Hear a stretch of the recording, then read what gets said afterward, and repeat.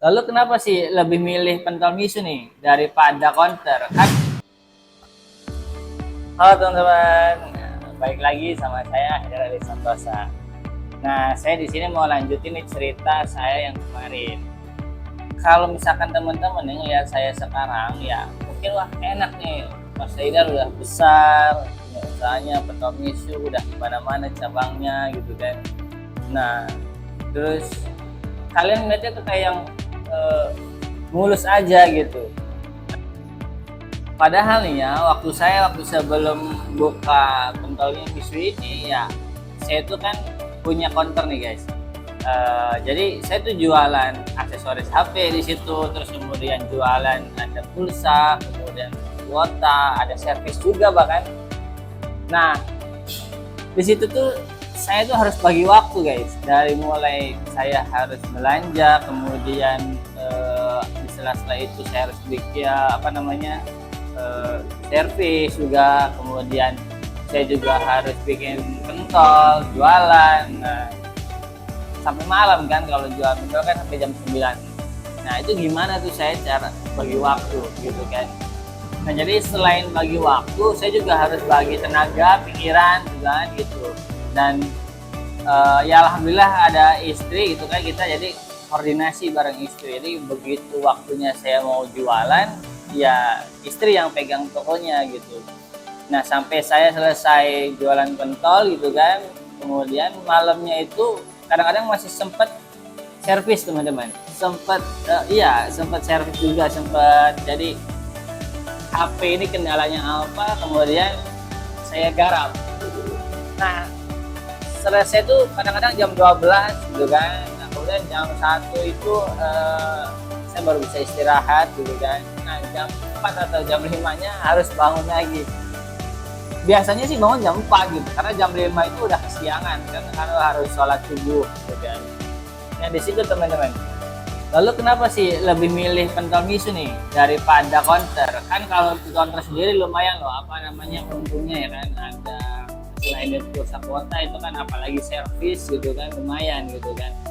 Nah cuman saya mikirnya waktu itu gini aja, jadi pentol miso itu peluang bagi saya, itu melihatnya peluang. Kenapa lihat peluangnya? Karena waktu itu namanya pentol ya, itu kan ini sejenis bakso ya, jadi mikirnya bakso itu jangka panjang guys, karena dari zaman dulu itu bakso banyak gitu kan, dan tapi banyak diminati gitu, apalagi kalau lebaran. Itu saya heran banget, pagi-pagi kalau saya lihat warung bakso itu ya habis lebaran itu ramenya pol gitu, sampai membludak gitu, nggak kewadahan gitu.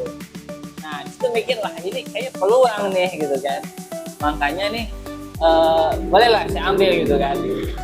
Selain itu pentol miso ini kan kita punya banyak varian guys, beda sama bakso yang gitu-gitu aja ibaratnya gitu kan. Nah selain itu yang pertama ya, karena saya mikir peluangnya karena bakso ini insya Allah makanannya nggak pernah mati lah gitu. Yang kedua, kita punya banyak varian gitu. Nah yang ketiga, rasanya punya cita rasa sendiri gitu. Nah dan yang terakhir itu, waktu saya buka pentol miso ini itu kan 2022 ya. Nah di saat itu kan baru selesai pandemi dari COVID. Nah di COVID itu semua orang malah beralih dari offline menjadi online. Di situ pula bisnisnya counter ini mengalami kekurangan guys. Karena apa? Karena dari goyah dari online semua ya. Nah akhirnya milih oke lah, banting setir aja. Nah di sisi lain saya juga suka masak gitu, makanya saya tuh suka coba-coba ya resep yang kayak resep A misalkan. Resep pertama yang saya bikin kayaknya harus ini lah, tambah ini lagi, tambah ini. Jadi saya suka masak itu trial and error gitu, masak apa aja suka begitu. Nah kebetulan saat itu sedang viral nih, sedang tren itu kan pentol gitu, pentol yang kuah gitu varian. Akhirnya saya coba-coba gitu kan. Nah, berdasarkan pengalaman saya juga suka masak, akhirnya saya coba tuh trial and error. Nah, di situ saya terus memperbaiki resep saya, kemudian saya memperbaiki cita rasa saya gitu kan. Dan saya juga minta masukan dari customer gitu kan. Karena kan kita nih jualan itu bukan untuk diri saya sendiri gitu ya, tapi juga untuk customer gitu kan. Makanya kita test by customer. Kalau misalkan customer suka, ya kita jual. Kalau misalkan customer nggak suka, kita rubah lagi. Nah, pada saat awal kita buka pentol miso itu, ya kita punya tantangan nih guys sebenarnya guys. Nah, tantangannya itu pentol itu kan di Cirebon sendiri ya terkenalnya itu seperti cilok guys. Jadi orang-orang itu nyangkanya pentol itu cilok. Memang nggak salah juga, tapi juga nggak benar. Karena kalau misalkan cilok itu aci semua kan, itu nggak pakai ayam gitu kan. Nah, karena pentol ini yang orang-orang tahu ya, itu kan namanya dari Jawa Timur gitu kan. Nah, itu biasanya kan kayak cilok, aci gitu kan. Jadi bukan sejenis bakso gitu. Nah, sedangkan sebenarnya pentol kita ini ya modelnya bakso sama gitu, hanya beda komposisi di ayam sama terigunya saja gitu. Jadi kalau misalkan bakso itu kalau misalkan mau enak ya itu lebih banyak dagingnya, ayamnya. Nah, sedangkan kalau pentol ini seimbang guys, antara tepung sama daging itu seimbang. Nah, jadi di situ tantangan saya gimana caranya nih kalau biar orang tuh tahu kalau misalkan pentol gitu itu yang di Cirebon itu ya bukan kayak cilok gitu. Nah, itu tantangan saya nih guys.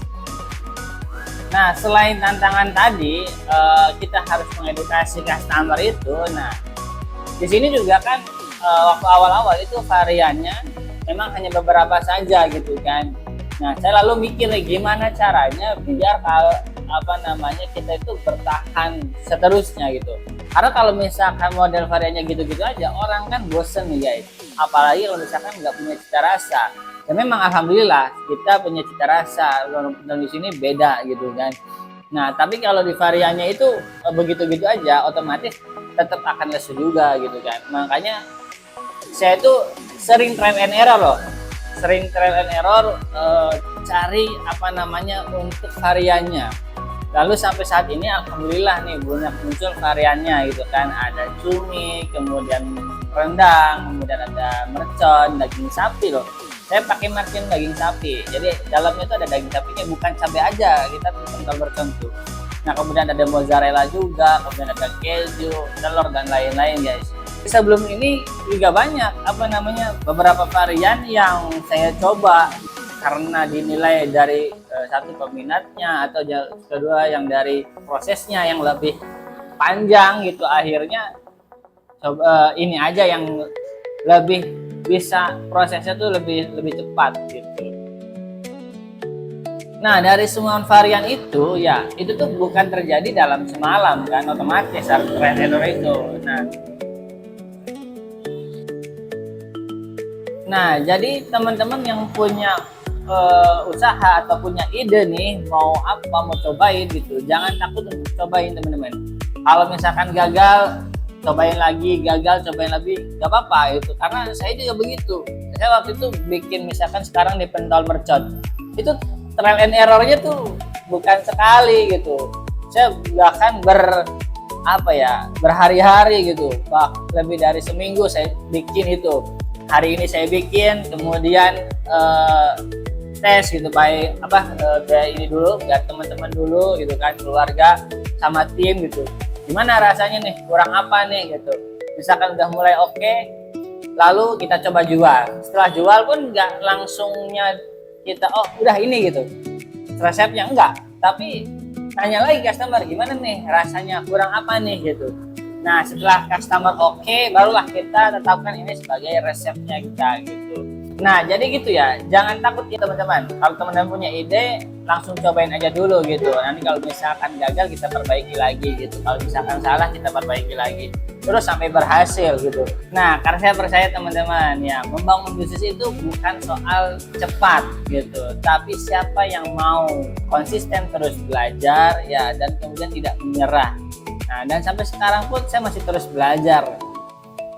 Nah, kalau teman-teman suka sama cerita tentang membangun bisnis dari nol, ikutin akun ini. Saya akan share semua pengalaman saya, termasuk kegagalan dan pelajaran apa yang saya dapetin. Sampai jumpa di video selanjutnya.